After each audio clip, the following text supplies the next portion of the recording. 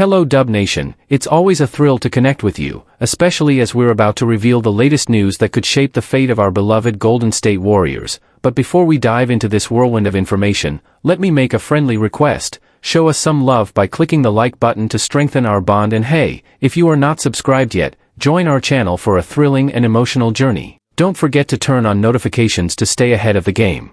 Tim Kawakami sheds light on Jonathan Kaminga's future with the Golden State Warriors. After a whirlwind off-season, the future of Jonathan Kaminga with the Golden State Warriors appears to be taking shape, though not without its share of drama. With the high-profile arrival of Jimmy Butler, the Warriors essentially sidelined Kaminga during the 2024-25 NBA season. While Butler naturally took over a starting role, many expected Kaminga, a former No. 7 overall pick, to at least maintain a key spot off the bench. Instead, head coach Steve Kerr temporarily pulled him from the rotation entirely, casting doubt on his role moving forward. All signs seem to point toward a departure this off-season. Yet, despite the speculation, no significant movement has happened, leaving fans wondering where the Warriors truly stand on Kuminga. That brings us to NBA insider Tim Kawakami, who offered much-needed clarity on the situation. With the Warriors having made few roster changes this summer, resolving the Kuminga situation has become one of the team's top priorities. And while trade rumors have floated around, Kawakami revealed that there's currently no strong push to move the 22-year-old. The Warriors have dabbled in some sign-and-trade discussions, but a source told me they've already pulled back, and that Jonathan Kuminga is expected to be on the roster this season, Kawakami shared in a recent post on X, formerly Twitter. Still, that raises an important question. Are the Warriors really willing to gamble on keeping a talented young star who might not be happy? After all, Kuminga recently turned down a contract extension from the team, suggesting potential tension behind the scenes. To avoid any misinterpretation, Kawakami later clarified that a trade involving Kuminga isn't completely off the table, just not in the current plans. I know 90% of readers understood what I wrote, that the Warriors are currently saying they won't trade Kuminga this summer, he said. But to be clear, I'm not reporting that a trade is impossible. What I'm sharing is where things stand with the organization right now. Last season, Kuminga averaged 15.3 points, 4.6 rebounds, and 2.2 assists per game. And at just 22 years old, he's barely scratched the surface of his potential. If given the right role and opportunity, there's every reason to believe he could far exceed those numbers. For now, all eyes remain on Golden State. Will they fully embrace Kuminga's upside, or risk losing a rising star who just needs a chance to shine?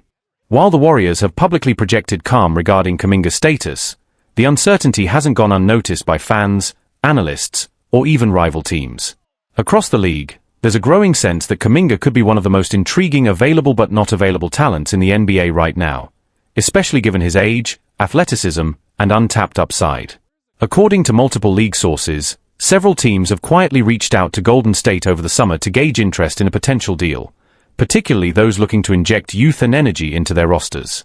However, the Warriors front office remains hesitant to pull the trigger, unsure whether giving up on a former lottery pick who hasn't yet reached his ceiling would be a mistake they'd regret down the line. Adding fuel to the fire, Kaminga's reported frustration over his role has only intensified over time. Even though he stayed professional publicly, insiders close to the situation have hinted at growing tension behind closed doors. His decision to decline a recent extension from the Warriors speaks volumes.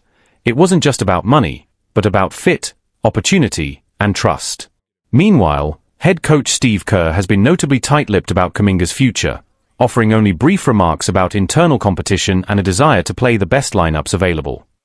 But some insiders believe that with Jimmy Butler's commanding presence on the court and in the locker room, Kuminga may feel increasingly squeezed out, both in terms of minutes and influence. The fan base, too, is split. Some are rallying behind Kuminga, urging the front office to commit to his development and give him the role he deserves. Others argue that if the Warriors are truly going all in on another title run with their aging core, especially after bringing in someone as polarizing as Butler, then it may be time to part ways with young assets like Kuminga in favor of more experienced contributors. For now, the Warriors are walking a fine line. By holding on to Kuminga, they're keeping a potential future star in-house, but they're also risking a deteriorating relationship that could ultimately damage both sides. Whether Golden State views Kuminga as part of their long-term vision or simply as a trade chip whose value they're hoping to inflate remains to be seen. What's clear, though, is that the clock is ticking. With training camp fast approaching, and no clear resolution in sight, the Warriors will soon have to answer a pivotal question. Is Jonathan Kuminga part of the future, or just a casualty of the present? Warriors hold the biggest advantage over the greatest threat to Jonathan Kaminga's future.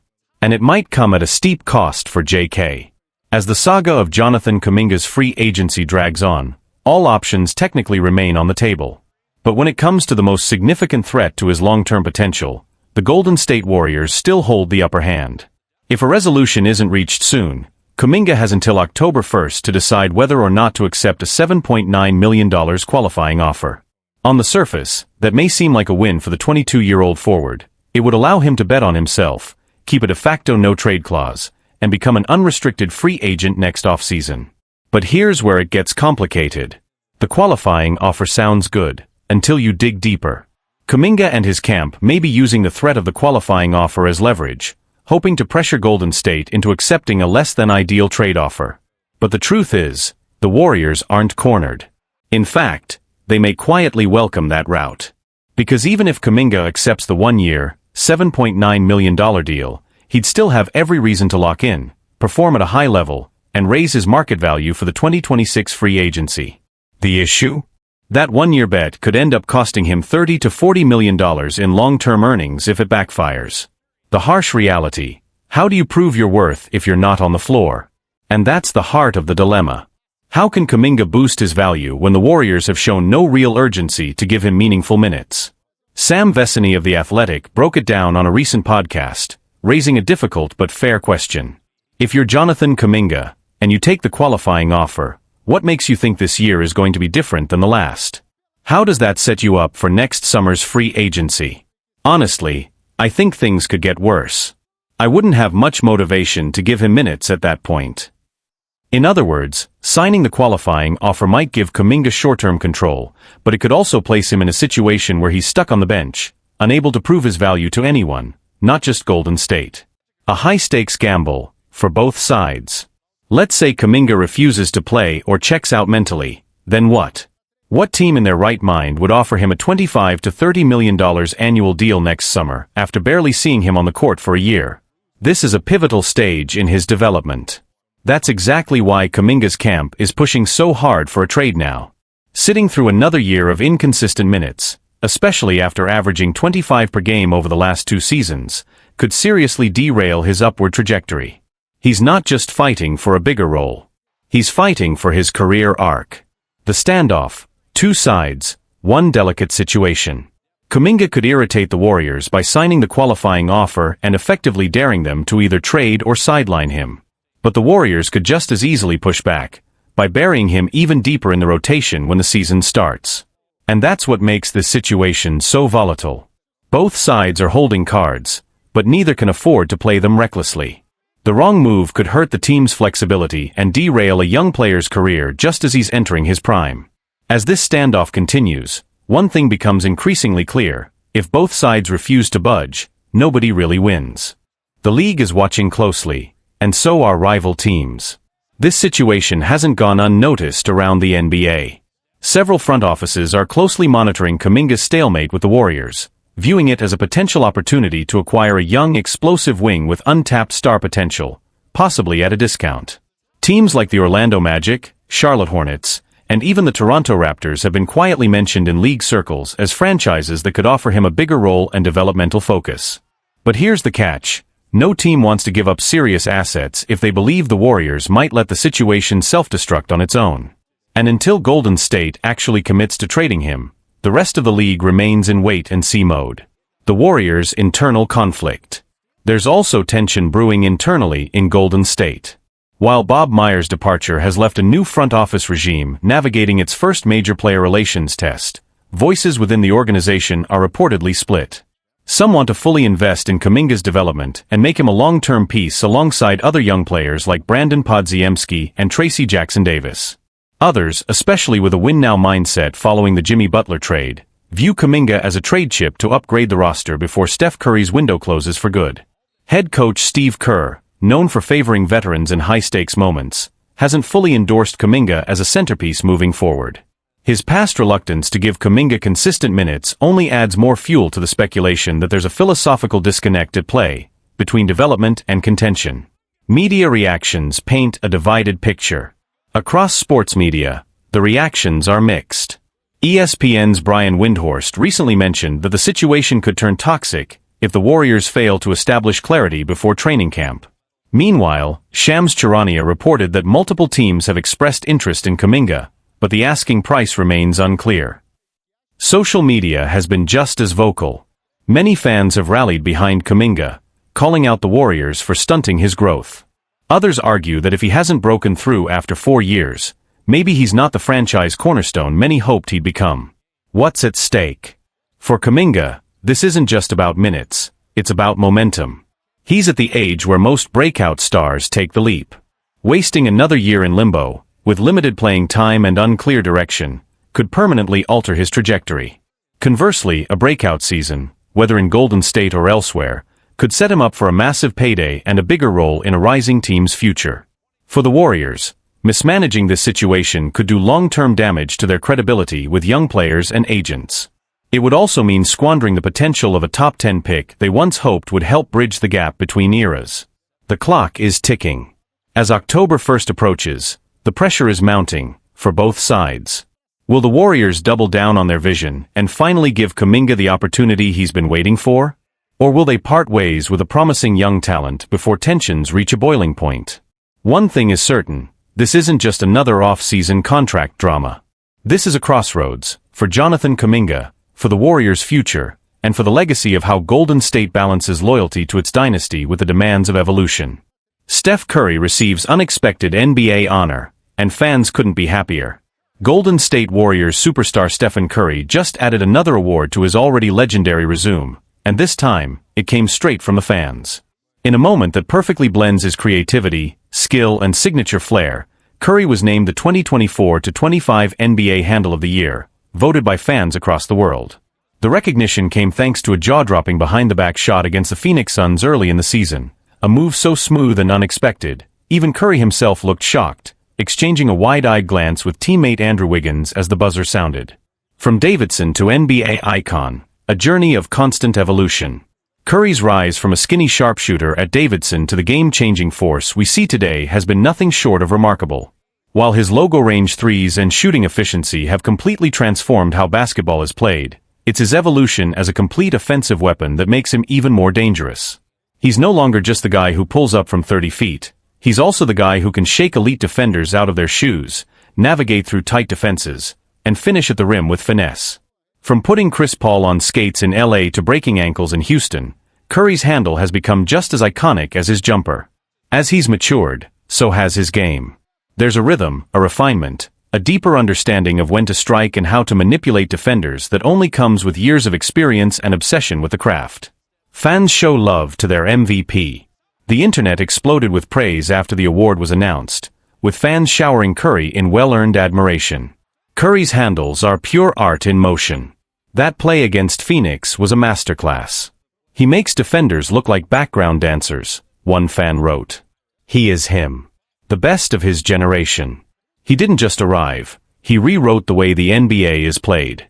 And he did it with joy, grace, and relentless work, another added. And it's hard to argue with them. Even after 16 seasons in the league, Curry is still delivering moments that leave jaws on the floor, and not just because of the distance of his shots, but because of the style and surprise he brings to every play. Still at the top of his game. Despite dealing with injuries late in the 2024-25 season, Curry still averaged 24.5 points per game, shooting 44.8% from the field and 39.7% from beyond the arc, earning his 11th All-Star selection in the process. The Warriors, boosted by the mid-season addition of Jimmy Butler, went on a late-season tear, making a strong playoff push. Unfortunately, their journey ended in the second round against the Minnesota Timberwolves, a series Curry was forced to miss entirely after suffering a quad tendon injury in Game 1. Still, even from the sidelines, his presence was felt. More than just a shooter.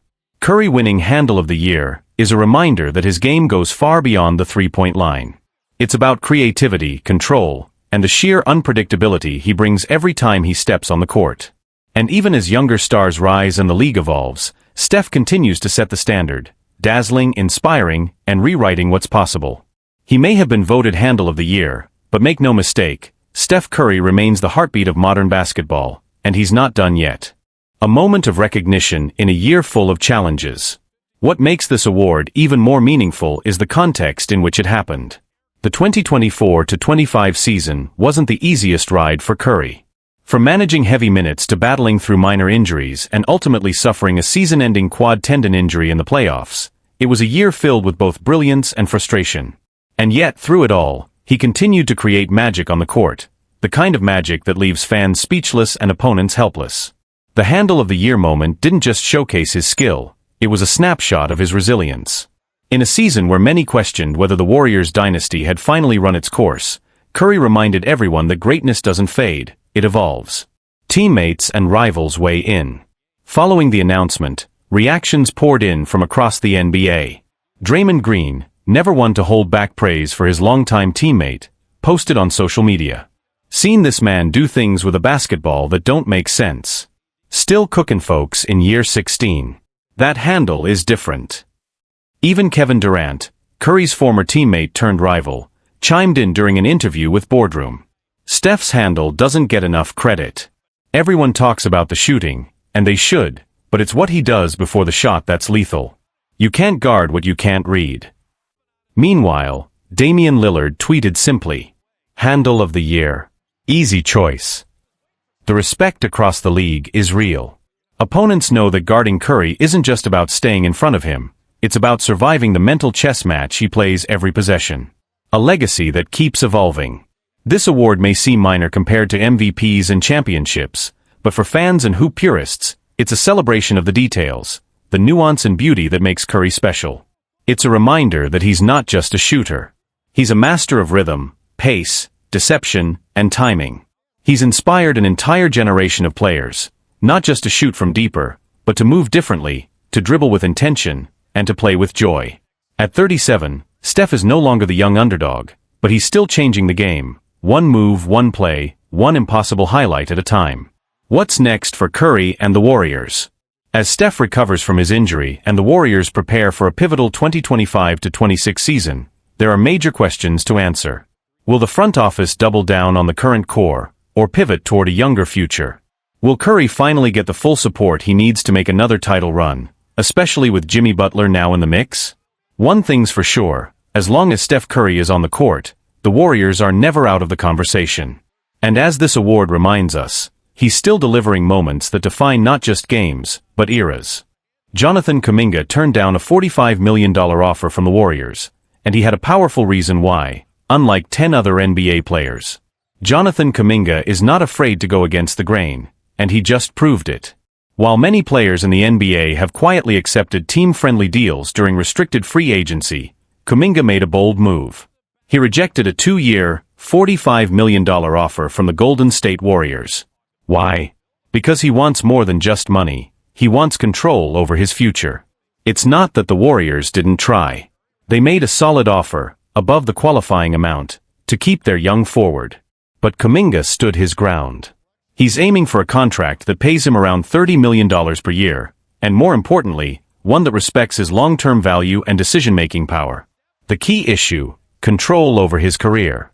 According to NBA insider Mark Stein, there were two main sticking points that led Kuminga to turn down the deal. First, he didn't want a team option on the second year of the contract, a clause that would leave his future entirely in the Warriors' hands. Second, and most crucial, Kuminga refused to give up his no-trade rights in the first year. He knows the Warriors have explored trade possibilities, and he wants a say in where he plays next. Without that clause, he'd be signing away his ability to choose his path, something he's not willing to do. When a player signs a one-year deal with a team they finish the season with, they automatically gain veto power over trades, due to bird rights, Stein explained. But a 2-year deal with a team or player option, like the one Golden State offered Kuminga, is essentially treated the same as a 1-year deal in that context. In short, the Warriors' offer would have stripped Kuminga of control without giving him long-term security. That's a deal he just couldn't accept. Most players gave in, but not Kuminga. Mark Stein and cap expert Keith Smith compiled a list of 10 NBA players who agreed to deals this offseason that included waiving their no-trade protection, the same protection Kuminga refused to give up. This shows a growing trend among NBA teams, pushing for flexibility and control, even at the expense of the player's agency. But Kuminga? He's standing alone, pushing back. He's not trying to be difficult. He's trying to do something most athletes struggle with: protect their future. High stakes for both sides. This standoff is already taking a toll. The Warriors, still uncertain about Kaminga's situation, have paused any major off-season moves. No signings, no trades. Meanwhile, Kuminga has had to miss out on representing the Congolese national team due to the uncertainty surrounding his contract. It's clear that both sides would benefit from finding a solution soon. But whatever happens next, one thing is certain. Jonathan Kuminga is betting on himself, and he's doing it on his own terms. A bold stand that's shaking up the off-season. Kuminga's stance hasn't just affected contract negotiations, it's created a ripple effect across the NBA. League executives are watching closely. The Warriors are a franchise known for developing homegrown talent and making shrewd business decisions. For a young player like Kuminga to challenge their structure so publicly, it's making waves. Multiple insiders believe this contract standoff is also impacting Golden State's broader off-season strategy. With Kaminga's future uncertain, the Warriors have hit the pause button. Key decisions, trades, free agent signings, roster planning, are now on hold as the front office tries to navigate the situation. It's not just about dollars anymore, it's about direction. According to The Athletic, rival teams are monitoring Kaminga's status, sensing an opportunity. Some are even preparing potential trade packages in case things completely break down in San Francisco. It's clear, Kuminga has leverage, and other franchises know it. A turning point in player empowerment?